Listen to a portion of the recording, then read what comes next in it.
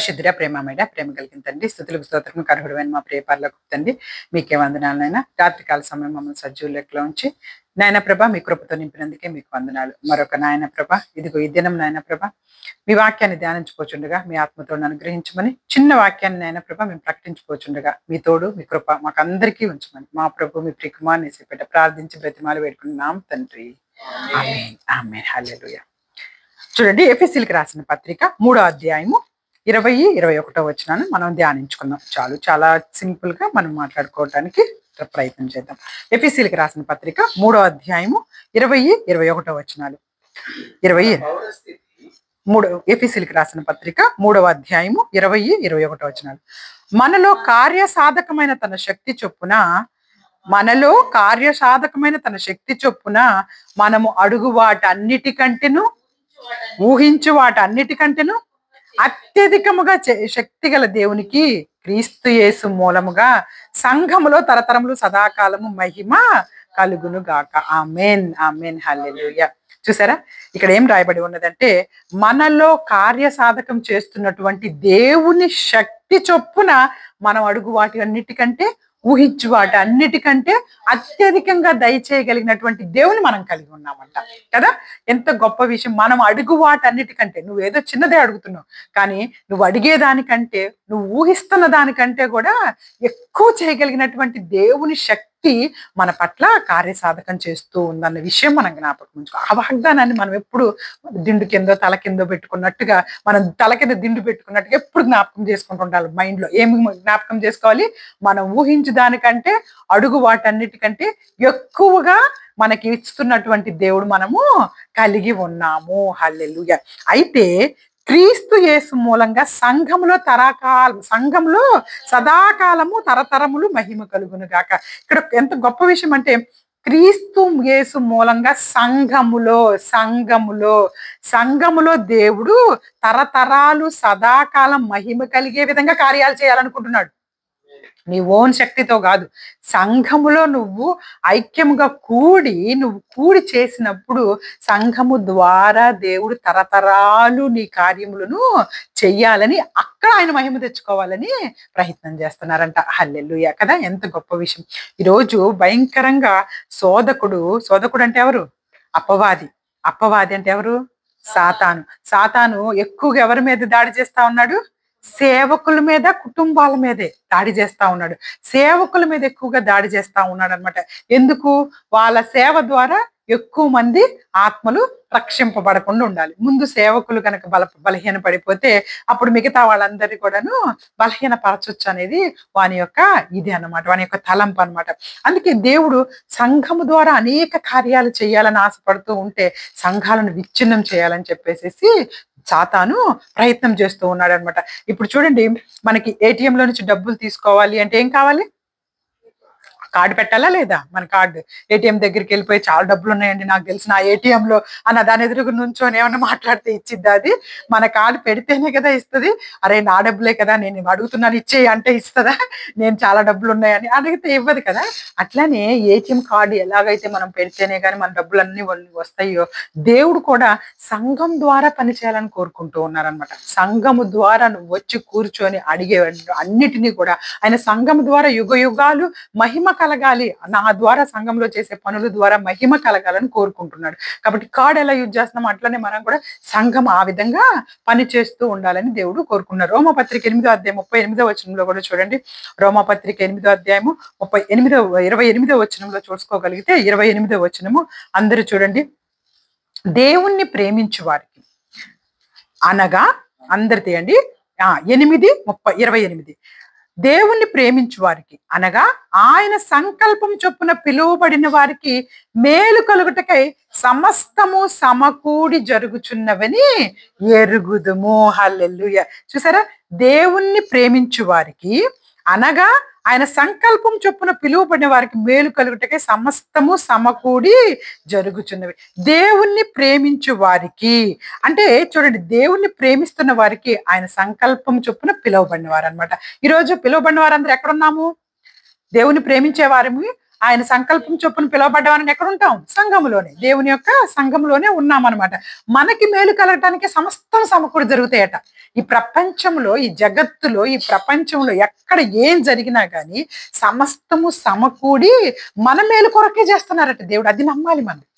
అది ఎక్కడో ఒక చోట, అక్కడ ఒక పెద్ద భూకంపమే రానివ్వండి, ఇంకో పెద్ద పెద్ద యుద్ధమే రానివ్వండి, ఇంకో పెద్ద ఎక్కడైనా ఒక పెద్ద యాక్సిడెంటే అవ్వనివ్వండి, దాని ద్వారా కూడా ఆయన పిలుచుకున్న పిలుపులో ఉన్న బిడ్డలకి ఏదో మేలు చేయడానికి అది జరుగుతుందంట. అక్కడ సమస్తం సమకూడి దానికోసమే జరిపిస్తున్నారంటే దేవుడు. అంటే అక్కడ ఏదో జరిగిందంటే నిన్నేదో అలర్ట్ చేస్తున్నాడు.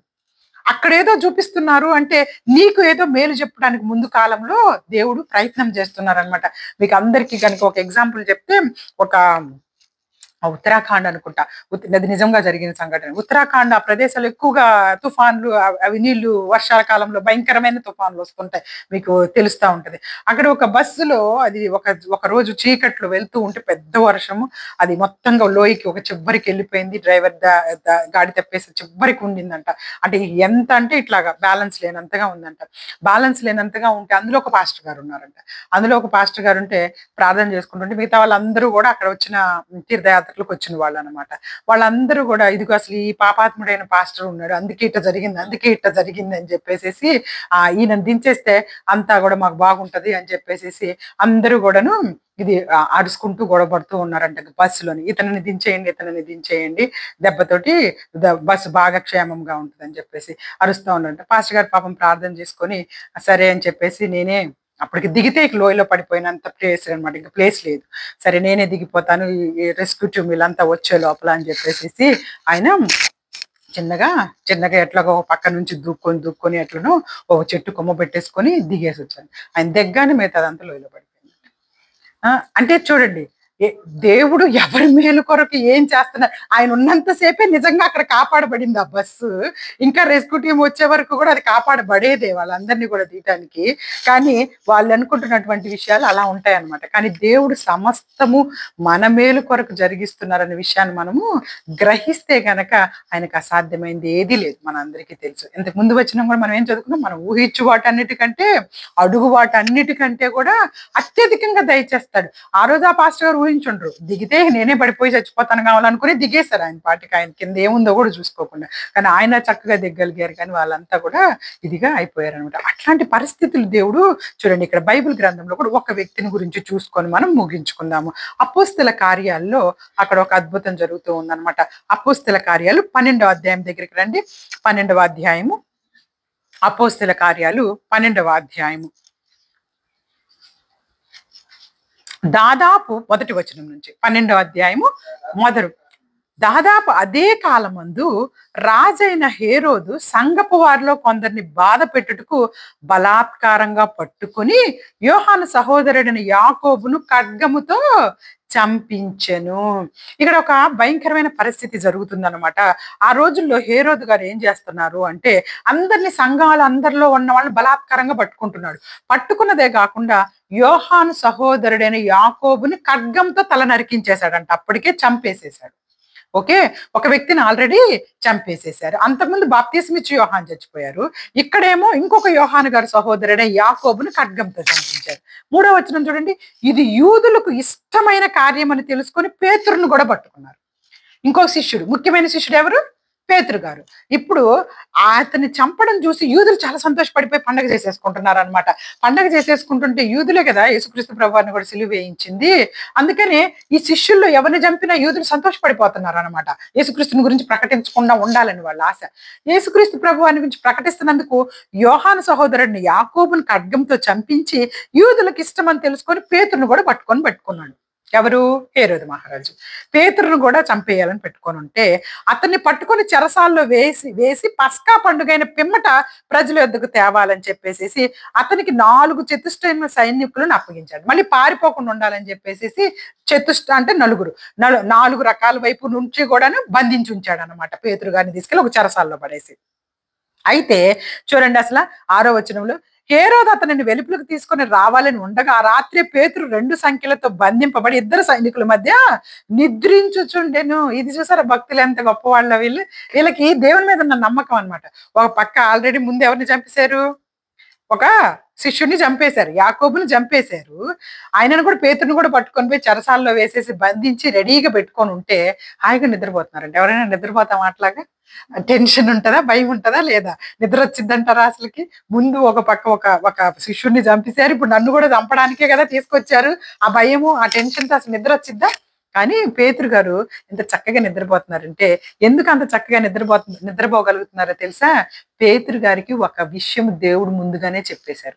ఏది చెప్పారు? యేసుక్రీస్తు ప్రభువారు చివ్వరిలో, యేసుక్రీస్తు ప్రభువారు చనిపోయి తిరిగి లేచిన తర్వాత పేతురు గారితోటి ఒక మాట మాట్లాడతారు. "పేతురు, నువ్వు నన్ను ప్రేమిస్తున్నావా?" అని అడుగుతారు కదా, గుర్తుందా? "నాయనా, నీకు తెలుసు కదా నేను ప్రేమిస్తున్నాను." 3 సార్లు అడుగుతారు. 3 సార్లు కూడా "అవునయ్యా, నీకే తెలుసు నేను ప్రేమిస్తాను." అప్పుడు ఏమంటారంటే, "నువ్వు ముదుసలి అయ్యే వరకు కూడా నిన్ను వేరే వాళ్ళు నీ కాడు ఎత్తుకొని నీకు ఇష్టం లేని చోటకి తీసుకెళ్తారే తప్పించి నీ అంతట నువ్వు చనిపోవు" అన్నది ఒక వాగ్దానం ఆయనకుంది. అంటే ఆయనకు తెలుసు, నేను ముసలివాడిని అయ్యే వరకు కూడా చనిపోను. ఇప్పుడు వీళ్ళు తీసుకొచ్చి ఇక్కడ వేసినా నా యేసయ్య నన్ను ఎట్లయినా కాపాడతాడన్న వాగ్దానం ఆయనకి గుర్తొచ్చింది. మనకు కూడా అట్లనే ఆ వాగ్దానాలు మనకు వెంటనే గుర్తు రావాలన్నమాట, మన భయంలో, టెన్షన్‌లో ఉన్నప్పుడు. పేతురు గారికి అది గుర్తుంది కాబట్టి, యేసయ్య నాకు ఎప్పుడో చెప్పేసాడు, నేను ఎలాగూ ముదుసలయ్యే వరకు బతికే ఉంటాను ఈ లోకంలో అని చెప్పి హాయిగా నిద్రపోతున్నారంట. అయితే ఇక్కడ ఒక గొప్ప విషయం ఏం జరుగుతుందంటే చూడండి, సైనికుల మధ్య నిద్రించుచుండెను, మరియు కావలి వారు తలుపు ఎదుటి చెరసాల కాచుకొంచుండి, ఇదిగో ప్రభువు దూత అతని దగ్గర నిలిచెను, అతడు ఉండిన గదిలో వెలుగు ప్రకాశించెను. దూత పేతురు ప్రక్కన తట్టి త్వరగా లెమ్మని చెప్పి అతన్ని లేపగా సంకెళ్ళు అతని చేతిలో నుండి ఊడిపడింది. అప్పుడు దూత అతనితో, నువ్వు నడుము కట్టుకుని చెప్పులు తొడుక్కో. అతడు అలాగూ చేసిన తర్వాత దూత, నీ వస్త్రం పైన వేసుకొని నా వెంబడి రమ్మని అతనితో చెప్పాను. అతను వెలుపలకు వచ్చి దూత వెంబడి వెళ్లి దూత వలన జరిగింది నిజముగా జరిగినని గ్రహింపక తనకు దర్శనం కలిగినని తలంచెను. మొదటి కావలిని, రెండవ కావలిని దాటి పట్టణమునకు పోవు ఇనుప గవిని వద్దకు వచ్చినప్పుడు దానంతట అదే వారికి తెరుచుకొనెను. వారు బయలుదేరా యొక్క వీధి దాటిన వెంటనే దూత అతనిని విడిచిపోయెను. పేతురుకు తెలివొచ్చి, ప్రభువు తన దూతను పంపి హేరోదు చేతిలో నుండి యూదుల ప్రజలు నాకు చేయను ఉద్దేశించిన వాటి అన్నిటి నుండి నన్ను తప్పించి ఉన్నాడని ఇప్పుడు నాకు నిజంగా తెలిసి ఉన్నది అనుకుని ఇట్లా ఆలోచించుకొని అతడు మార్కు అని మారు పేరు గల యోహాను తల్లి అయిన మరియ ఇంటికి వచ్చెను. అక్కడ అనేకులు కూడి ప్రార్థన చేయుచుండిరి. హల్లెలూయా. ఇక్కడ పేతురుని ఎప్పుడైతే బంధించారో సంఘం అంతా ఆయన కొరకు ప్రార్థన చేస్తుందంట. హల్లెలూయా. సంఘం అంతా ఒక ఇంట్లో కూడుకొని ప్రార్థన చేస్తుంది, ఇప్పుడు మనం ఎలా చేసుకుంటున్నామో అట్లా. అయితే పేతురు గారిని దూత అక్కడి నుంచి తప్పించి అక్కడి నుంచి తీసుకొని వచ్చి వాళ్ళ ఇంటి ముందు వదిలేసి మరీ వెళ్ళిపోయింది. పేతురుకి అసలు తెలివిగా కూడా, అంటే ఆయనకు స్పృహ కూడా తెలియట్లేదు, దూతనే చక్కగా తీసుకొచ్చింది. ఆయన తెలివి వచ్చి చూసేటప్పటికి ఎక్కడ ఉన్నాడు అంటే సంఘం ప్రార్థన చేస్తున్న ఇంటి ముందు ఉన్నాడు. హల్లెలూయా. చూడండి ఎలా తప్పించి దేవుడు మేలు కొరకు ఎంత చక్కగా మన కొరకు అన్ని ఏర్పాట్లు చేస్తారు అనేది మనం ఇక్కడ నమ్మాలన్నమాట. కాబట్టి పేతురు గారు చెరసాల్లో ఉన్న విషయానికి సంఘమంతా మోకరించి మనకు ఆ పాట కూడా తెలుసు కదా, సంఘము ప్రార్థించగా చెరస బద్దలాయే. ఇంకా నెక్స్ట్ ఆ పాట ఉంది, ప్రార్థించిన మము ఎంతో బలమైనది, ఎంతో బలమైనది, ఎంతో బలమైనది. హల్లెలూయా. అయితే ఇక్కడ చూడండి, వెంటనే అనేకులు ప్రార్థించుచున్నారంట. ఎవరి కోసం ప్రార్థిస్తున్నారు ఇంతకి వీళ్ళంతా కూడా? పేతురుని విడుదల కలగాలని ప్రార్థన చేస్తున్నారు. కానీ పేతురే వచ్చి నుంచుంటే కూడా వీళ్ళు నమ్మటం. మన జీవితాల్లో కూడా అంతే కదా. ఇంతకు ముందు కూడా ఎన్నోసార్లు ఎగ్జాంపుల్ చెప్పాము, ఆ వర్షం పడే చిన్న పిల్ల గురించి. అందరూ ప్రార్థిస్తుంది వర్షం పడాలని, కానీ ఒకే ఒక్క పిల్ల మాత్రం ఏం తీసుకొచ్చుకుందంట? గొడుగు తీసుకొచ్చుకుందంట. ఎందుకమ్మా నువ్వు గొడుగు తీసుకొచ్చుకున్నావు అంటే, మరి మనం ప్రార్థన చేస్తుంది వర్షం పడాలని కదా, దేవుడు సడన్ గా వర్షం ఇస్తే గొడుగు పెట్టుకోవాలి కదా మనం అని. కానీ వాళ్ళందరికీ నమ్మకం లేదు కాబట్టి గొడుగులు ఎవరు తెచ్చుకోవట్లేదు. గొడుగుతో ఏం పనమ్మా అంటున్నారు, మళ్ళీ చేస్తుందేమో వర్షం పడాలని చెప్పేసేసి. అది అది అట్లా ఉంటాయి మన నమ్మకాలు కూడా. ఏదో చేస్తా ఉంటాం ప్రార్థన, అది మళ్ళీ జరగదని నమ్మకాలు మన జీవితాల్లో ఉండవు. కానీ చిన్న పిల్లలు అది నిజంగా నమ్ముతా ఉంటారు. చిన్న పిల్లలు, డాడీ ఈ రోజు దేనికోసం వచ్చాము, ఇది కదా అది కదా అని చెప్తూ ఉంటారు. అట్లని ఇక్కడ చూడండి, ఒక చిన్న పాప అంట. చూడండి 13వ వచనంలో, అతడు తలవాకిటి తలుపు తట్టుచుండగా, అంటే బయట నుంచి తలుపు తడుతుంటే రోదే అను ఒక చిన్నది ఆలకించుటకు వచ్చెను. ఆమెకి వినపడింది, చిన్న పిల్లకి ఒక గొంతు వినపడింది. అది ఎవరి గొంతు? పేతురు గారు గొంతు అనే విషయం అమ్మాయి గుర్తుపట్టేసింది లోపల నుంచి. అమ్మాయికి కూడా తెలుసు లోపల ఏం చేస్తున్నారని. ఏం చేస్తున్నారు లోపల? పేతురు గారు విడుదల పొందాలని ప్రార్థన చేస్తున్నారు. సో ఆ అమ్మాయికి వినిపించేసింది, సంతోషపడిపోతుంది. దేవుడు మన ప్రార్థన వినేసేసి దేవుడు పేతురు గారిని తీసుకొచ్చేసారు. పేతురు గారి శబ్దం వినపడుతుంది బయట అని చెప్పి పరిగెత్తుకుంటూ అంటే వచ్చి చూడామె వెంటనే ఆమె పేతురు స్వరము గుర్తుపట్టి సంతోషము చేత తలుపు తీక లోపలికి పరిగెత్తుకొని పోయి, అంటే మనం మాట వినగానే కొన్నిసార్లు పిల్లలు ఎట్లా పరిగెడతారు, తలుపు తీయగానే వెనక్కి పరిగెత్తుకుంటూ వెళ్ళి వాళ్ళ పేరెంట్స్ కి చెప్తారు కదా, అట్లా వెనక్కి పరిగెత్తుకుంటూ వెళ్ళి ఇదిగో పేతురు తలుపు దగ్గర నిల్చున్నాడని తెలిపింది. అదిగో పేతురు వచ్చారని చెప్పేసి చెబుతుంటే అక్కడ ఉన్న వాళ్ళు ఏమన్నారు చూడు, అందుకు వారు నువ్వు పిచ్చిదానివని రీ, అందుకు దాన్ని పిచ్చిదానివి, నువ్వు పిచ్చిదానిలా మాట్లాడక ఆయన ఎక్కడ వస్తాడు అంటే ఇప్పుడు ఆయన చచ్చిపోతాడని వాళ్ళు ఫిక్స్ అయిపోయారు అనమాట ఆల్రెడీ. కానీ ప్రార్థన చేస్తున్నారు. అట్లా ఉంటే మన యొక్క నమ్మకాలు అలా ఉండకూడదని దేవుడు కోరుకున్నారు. మీరు పూర్తిగా నమ్మండి, ఆయన విశ్వాసం ఉంచండి, కార్యాలు నేను చేస్తాను. పేతురు అందుకు వారు నువ్వు పిచ్చిదానివని చెప్పి, అయితే తాను చెప్పిందే నిజమని ఆమె దృఢముగా చెప్పినప్పుడు వారు అతని దూత అనేది పేతురు ఇంకా తట్టుచున్నందున వారు తలుపు తీసి అతన్ని చూసి విభ్రాంతి నొందిరి. హల్లెలూయా హల్లెలూయా. అతడు ఊరుకుండడని వారికి సైగ చేసి ప్రభు తన చెరసాల్లో నుండి ఎలాగ తీసుకొచ్చిన వారికి వివరించి యాకోబు సహోదరులకి ఈ సంగతులు తెలియడని చెప్పి బయలుదేరి వేరొక చోటకు వెళ్ళెను. అయితే తెల్లవారగానే పేతురు ఏమాయను అని సైనికుల్లో గలిబిలి ఇంతెంత కాదు. హేరోదు కూడా అతని కోసం వెతికినప్పుడు అతను కనబడినందున కావలి వారిని విమర్శించి వారిని చంపను ఉద్దేశించాడు. కావలిగా ఎవరున్నారో వాళ్ళందరినీ చంపమన్నాడు. పేతురు ఎటు వెళ్ళాడు, మీరు కనిపెట్టలేకపోయారు కాబట్టి. అటు తర్వాత ఇక్కడ అసలు గొప్ప విషయం ఏం జరిగిందంటే 21వ వచనానికి వచ్చేసేయండి. అక్కడే ఇంత గొప్పగా దేవుడు యొక్క భక్తుల్ని హింసించిన హేరోదు ఆ దినం ఎలా చచ్చిపోయాడో చూడండి. 21వ వచనంలో పేతురు గారు రక్షింపబడ్డారు అంతమంది సైనికుల మధ్యలో కూడా. కానీ ఇక్కడ చూడండి, నియమింపబడిన దినమందు హేరోదు రాజవస్త్రాలు ధరించుకొని న్యాయపీఠం మీద కూర్చుండి వారి ఎదుట ఉపన్యాసం చేయగా జనులు ఇది దైవ స్వరమే కానీ మానవ స్వరం కాదని కేకలు వేశారు. అతడు దేవునిని మహిమ పరచనందున వెంటనే ప్రభువు దూత అతన్ని మొత్తిన గనుక పురుగులు పడి ప్రాణము విడిచాను. చూసారా, ఒక పక్క పేతురు గారిని అది చంపేయాలని ఆశపడ్డటువంటి హేరోదు మహారాజు ఆయన కదా, ఆయనను ఎవరు పడితే వాళ్ళు చంపడానికి అయ్యే పని కాదు. ఈ శిష్యులను అయితే ఎవరినైనా చంపడానికి వాళ్ళకి అధికారం ఉంది. కానీ హేరోదుని దేవుడే కల్పించుకొని మాట్లాడాడట. సడన్ గా పడిపోయి ఊరికే చచ్చిపోలేదు, పురుగులు వచ్చేసినాయి అంట వెంటనే చనిపోగానే. అంటే వెంటనే అక్కడ ఉన్న వాళ్ళందరూ కూడాను అసలు దూరంగా అంటే చిరాగ్గా చీదరించుకునే విధంగా చనిపోయాడు అనమాట. సో ఆ యొక్క సమయాల్లోనే అలా జరుగుతుంది. కాబట్టి దేవుడు తన యొక్క బిడ్డలను ఏ విధంగా అయినా మేలు చేయడానికి ఆయన చూసుకుంటూనే ఉంటారు. హేరోదు మహారాజు లాంటి వాళ్ళే అక్కడ వెంటనే పేతురుని చెరసాల్లో వేయించిన రోజులే చనిపోయారు. కాబట్టి మన జీవితాల్లో కూడా మనకు అడ్డంగా వస్తున్నటువంటి ఏ సాతాను శక్తినైనా దేవుడు తీసివేయగలడు. మన జీవితాల్లోకి వాక్యాన్ని ముందుకు తీసుకెళ్లకుండా అడ్డం పడుతున్నటువంటి ఎవరినైనా సరే దేవుడు అంతమొందించగలడు. ఆ ధైర్యంతో ఆ నమ్మకంతో దేవుడు మనకిచ్చిన పనిలో మనం ఎప్పుడు ముందుకు సాగుతూ ఉండాలి. అలాగే ఆయన ఎప్పుడు కూడా సంఘం ద్వారా తన కార్యాలు చేయించుకోవాలని, సంఘం ద్వారా చేసే కార్యాల్లో తన మహిమ తెచ్చుకోవాలని ఆశపడుతూ ఉన్నారు. కాబట్టి ఈ వాక్యాన్ని దేవుడు మన జీవితాల ద్వారా అందరం కూడా విశ్వాసులు అందరం కలిసేదే సంఘం అంటే. సంఘం అంటే ఏంటి? సంఘం అంటే అది ఏమన్నా ఒకలదా? సంఘం అంటే అనేక మంది విశ్వాసులు కూడుకునేదే. హల్లెలూయా హల్లెలూయా. ఒక వ్యక్తి బయట లోకం అంటే ఏమంటారు? మట్టి కాదు, లోకం అంటే మనుషులు అంటారు అనమాట. అలాగే మనం కూడా సంఘం అంటే ఇలా కట్టుకున్న గోడలు కాదు, సంఘం అంటే మనుషులు, విశ్వాసులు. హల్లెలూయా. దేవుని నమ్మిన విశ్వాసులతో కూడిన విషయం. కాబట్టి ఈ దినం మనందరి ద్వారా దేవుడు మంచి కార్యాలు జరిగించుకోవడానికి మనందరం కూడా ముందుకెళ్లాలని కోరుకుంటూ ఈ చిన్న వాక్యాన్ని దేవుడు ఆశీర్వదించి దీవించును గాక. Amen. God bless you all.